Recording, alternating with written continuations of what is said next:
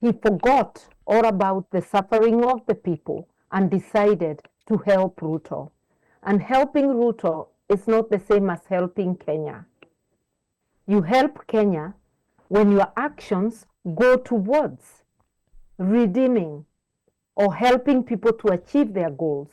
People want to be freed from oppression, from extractive behavior by the KK regime, taxing people beyond where they can be able to continue with their lives, taxing people beyond where they can endure. And one of the principles of taxation is that you must tax people in a measured way that they can be able to pay the taxes, free the country from the yoke of oppression. It is an unfortunate thing that after leading the Azimio demonstrations, which RAILA did courageously and well, he forgot all about the suffering of the people and decided to help RUTO. And helping RUTO is not the same as helping Kenya.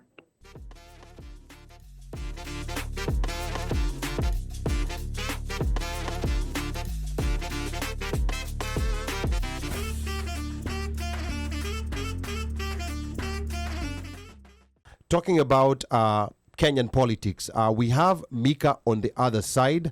I don't know whether, Mika, you can hear us. Mika, I'm going to give you a minute or two to talk to Martha Karua, ask her a question.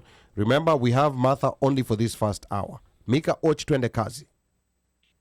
Thank you, Ali. Good evening, Honorable Martha Karua. It's a pleasure to have. So it's a good pleasure to have you at the show, and we really appreciate you giving us time.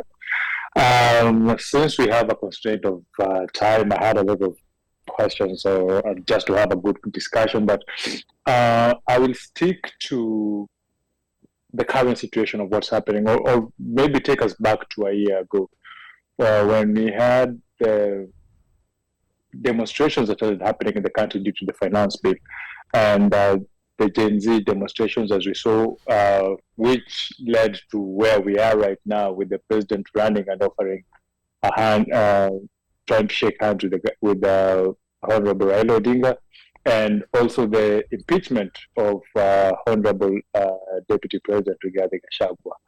Now, Kenyans really don't know what is happening. All we hear are vague statements of the country was being overthrown.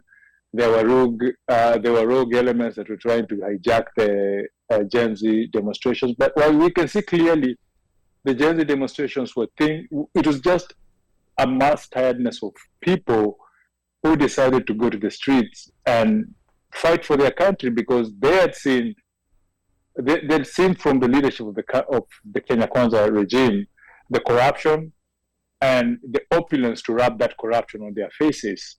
So you, as somebody who is in the political circle, what really happened or is happening in the country right now? Are these just statements that are being thrown around to legitimize this marriage, or did something happen behind the scenes in the country? What I would say is that you have correctly pointed out that the Gen Z were fighting against massive corruption and opulence. Their bylines were transparency and accountability, and they wanted it across the board, both in government and in the private sector, and that's why they were saying occupy churches. They didn't want religious organizations condoning large donations that fuel corruption. They wanted corruption weeded out of our lives. So when somebody says that they went to help RUTO, it is true. They went to help a crumbling government, which amounted to fighting the forces that wanted to free the country from the yoke of oppression. It is an unfortunate thing that after leading the Azimio demonstrations, which RAILA did courageously and well, He forgot all about the suffering of the people and decided to help RUTO. And helping RUTO is not the same as helping Kenya. You help Kenya when your actions go towards redeeming or helping people to achieve their goals. People want to be freed from oppression, from extractive behavior by the KK regime, taxing people beyond where they can be able to continue with their lives, taxing people beyond where they can endure. And one of the principles of taxation is that you must tax people in a measured way that they can be able to pay the taxes. The taxes that Zakayo is introducing, if I may call him by the name Kenyans have given him, are taxes that are taking away food from the plates of families, taking away education for members of the family, taking away health. In other words, overburdening Kenyans to where life becomes unbearable, while at the same time destroying the quality of services delivered to the people. The people would expect, with heavier taxation, to get better access to health, to get better access to education, to have security improved and their rights safeguarded better. The youth would expect that the economy would work and there would be jobs. All these things are absent. Kenyans are crying. They want the payslip liberated. They want health liberated from SHA-SHIF falsehoods. They want education liberated, capitation paid on time, university students given their loans, not under the so-called new model that is discriminatory, but under a model closer to help, where everybody got support for university. So in other words, what has happened is that RUTO has been helped to continue oppressing Kenyans without paying attention to the cries during the Gen Z demonstrations of transparency and accountability. It's actually become more and more opaque, and it's there for everybody to see. Oh, okay. Now, very well explained. A question here is coming from Pablo Nzengo, all the way from California. Pablo starts by saying on YouTube, and welcome to all our YouTube friends. I can see why Rimo, you're there. Karibu sana.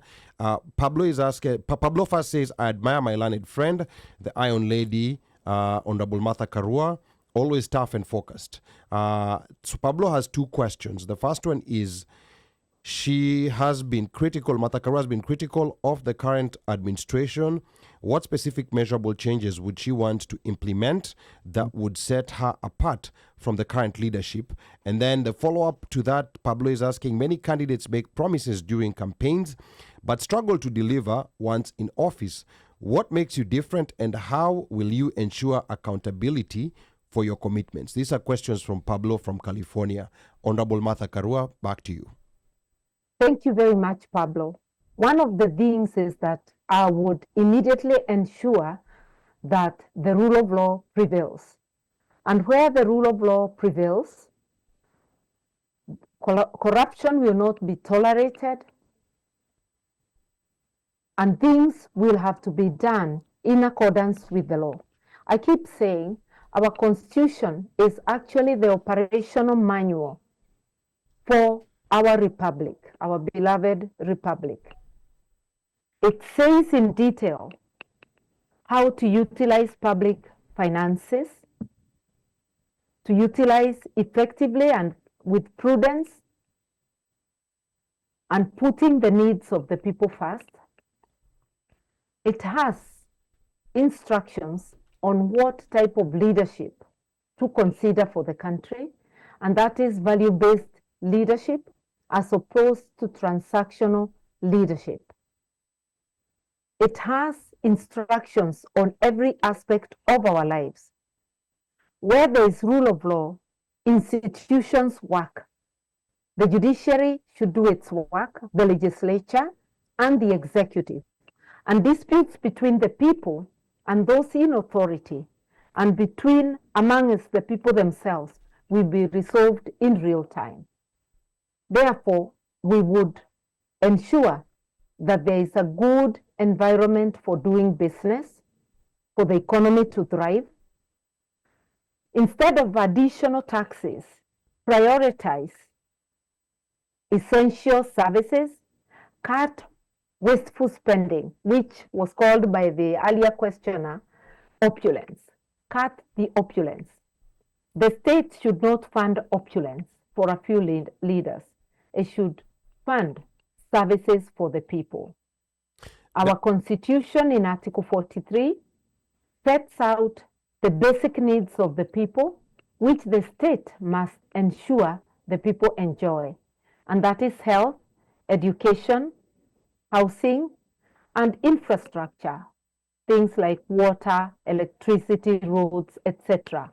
Those are the things that we must fund first, and not guzzlers for the leaders or fund their opulent lifestyle. That is what People's Liberation Party, PLP government would look like. That's what a Martha Karua administration would look like. Okay. We would liberate the people from the yoke of oppression and consider their needs first before anything else. Okay, asante sana Honorable Martha Karua.